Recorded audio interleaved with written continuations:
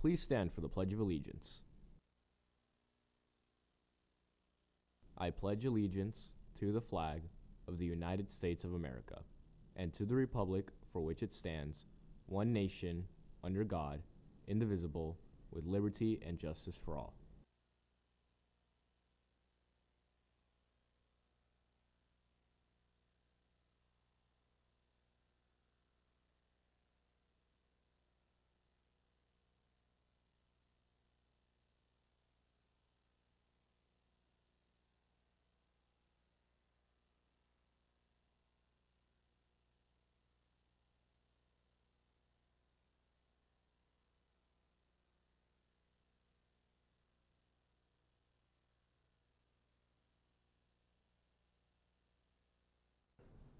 Coming up today on GVTV News, some new information on Mars.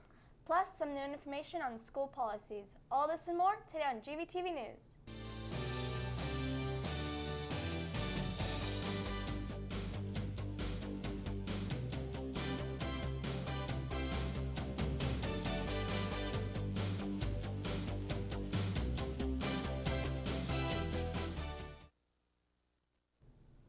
Good morning, I'm Alex Scarpa.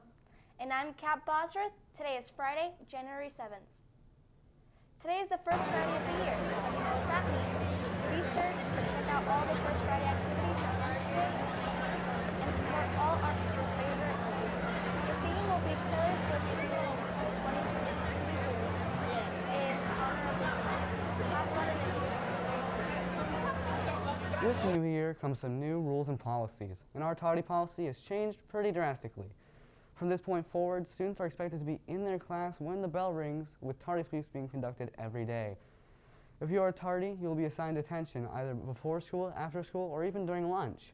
And if you don't show up, further discipline will be taken. Our late work policy has changed as well. There is no late policy. Sorry guys, the winner for late work is you have to turn in your work the day it's due, or else you get a 50%, which basically means there is no longer any late work. So stop procrastinating. And now to Jaden Green with sports. Good morning. I'm Jaden Green with your Gator Sports. Congrats to our flag football team for sealing a 42-14 win against Coronado Wednesday. Soraya T. rushed for 134 yards and scoring 3 touchdowns. Jordan Terry led the team with 2 interceptions. Our girls hope to get another win against the Mustangs at Shadow Ridge High School. B team at 6, JV at 3:30, and varsity at 4:30.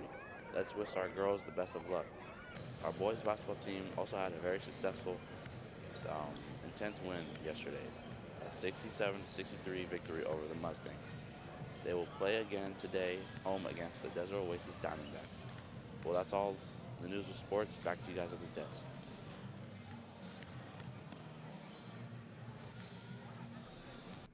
Thanks, Jaden. Another year has come and gone, and we believe this year will be better than the last.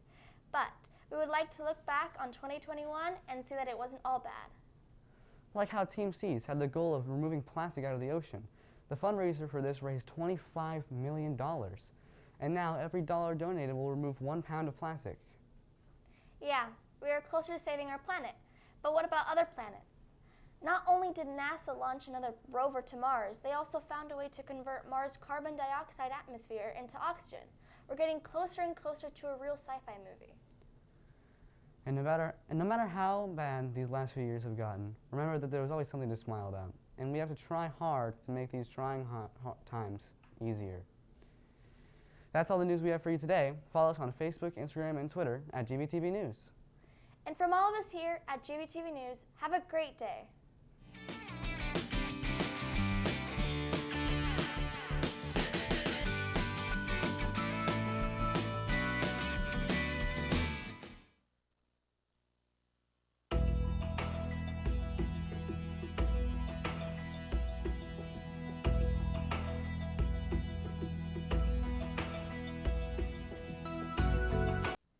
Good morning, Gators. Welcome to our first Friday of 2022. I know that Gator Pride has some cool stuff cooked up for lunchtime today, so please take full advantage of those activities. For our last message this week, I want to talk about a very important and noteworthy event that took place on this date nearly 80 years ago. On January 7th, 1955, Marian Anderson performed with the New York Metropolitan Opera. Now, Marian grew up poor, the daughter of a salesman and a school teacher. She started singing in our local church at the age of 6, and shortly thereafter was being paid 25 to 50 cents, and occasionally as much as $4, which was a lot of money back then, to perform at various functions. Marian kept singing all throughout her formative years, and after graduating from high school, she applied to the prestigious Philadelphia Music Academy, but was not accepted. In 1925, she got her first big break when she performed with the New York Philharmonic. However, her career stalled after that. She kept singing, though, and took private lessons. Eventually, she left for Europe, started touring there, becoming a sensation. One famous conductor told her in 1935 that she had a voice that is only heard once in 100 years. Marian returned to America and continued her career, singing frequently all over the country. She became friends with Albert Einstein and was a frequent guest at his home. Marian became the subject of a great controversy in 1939 when she was denied permission by the organization known as the Daughters of the American Revolution to perform at Constitution Hall in Washington, D.C. They did this because Marian was black, and at the time, Constitution Hall had a white performers-only policy. I'm sure they thought nothing of it, but they quickly found out that their outdated way of thinking was immensely unpopular. First Lady Eleanor Roosevelt resigned from the DAR and have criticized the organization harshly. One newspaper, the Richmond Times-Dispatch, wrote, "In these days of racial intolerance so crudely expressed in the Third Reich, an action such as the DAR's ban seems all the more deplorable." At Miss Roosevelt's urging, a substitute performance was scheduled for the same day on the steps of the Lincoln Memorial. It was attended by 75,000 people and was obviously a rousing success. In 1955, Marian made history by becoming the first African American to perform at the New York Metropolitan Opera. It was a huge moment for her and for the country, as it was another racial barrier falling to progress. Marian went on to sing at the inauguration of 2 presidents, Dwight Eisenhower and John Kennedy. Despite facing racial prejudice all of her life and career, Marian Anderson never stopped pursuing her dream of performing on some of the biggest stages in the world. I share her story with you today as a reminder that, regardless of the obstacles that you currently face or will face in the future, you can achieve your dream. And whether the obstacles come in the form of racism, sexism, or some other ism, there's always a way. You just have to be strong enough and persistent enough to find your way to your personal finish line. Well, that's it for today, everyone. I hope you have a great First Friday and a great weekend as well. Thanks for watching, and remember, you got this.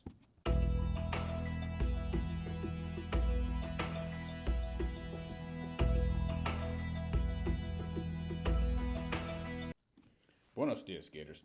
Bienvenidos a nuestro primer viernes de 2022.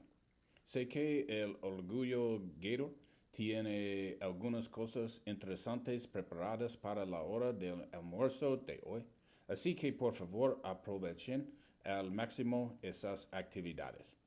Para nuestro último mensaje de esta semana, quiero hablar de un evento muy importante y digno de mención que tuvo lugar en esta fecha hace casi 80 años. El 7 de enero de 1955, Marian Anderson actuó con la Ópera Metropolitana de Nueva York.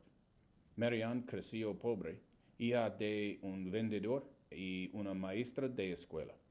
Empezó a cantar en su iglesia local y la edad de 6 años y poco después le pagaban entre 25 y 50 centavos y en ocasiones hasta $4, que era mucho dinero en aquella época, por actuar en diversas funciones.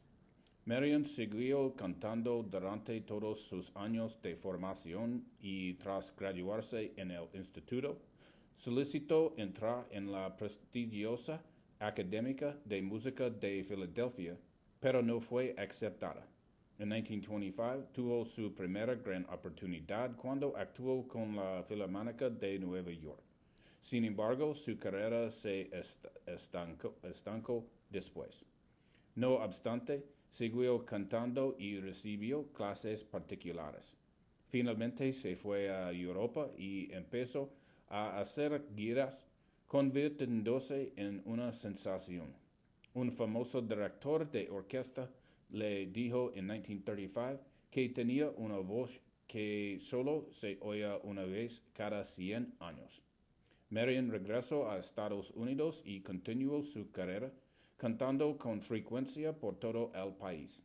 Se hizo amiga de Albert Einstein y era una invitada frecuente en su casa.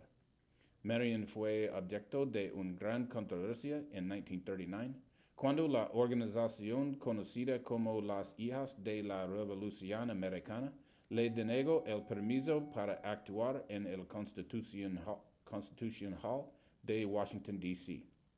Lo hicieron porque Marion era negra y en aquella época el Constitution Hall tenía una política de solo artistas blancos.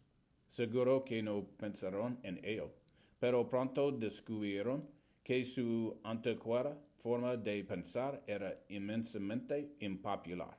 La primera dama, Eleanor Roosevelt, dimitió de la DAR y criticó duramente a la organización. Un periódico, The Richmond Times-Dispatch, escribió: en estos días de intolerancia racial tan crudamente expresada en el Tercer Reich, una acción como la prohibición del DAR parece aún más deplorable. A instancias de la señora Roosevelt se programó una actuación sustitutiva para ese mismo día en las escaleras de Lincoln Memorial. Asistieron 75,000 personas y obviamente fue un éxito rotundo. En 1955 hizo historia al convertirse en la primera afroamericana en actuar en la Ópera Metropolitana de Nueva York. Fue un gran momento para ella y para el país, ya que era otra barrera racial que caía ante el progreso. Marion llegó a cantar en la toma de posesión de dos presidentes, Dwight Eisenhower y John Kennedy.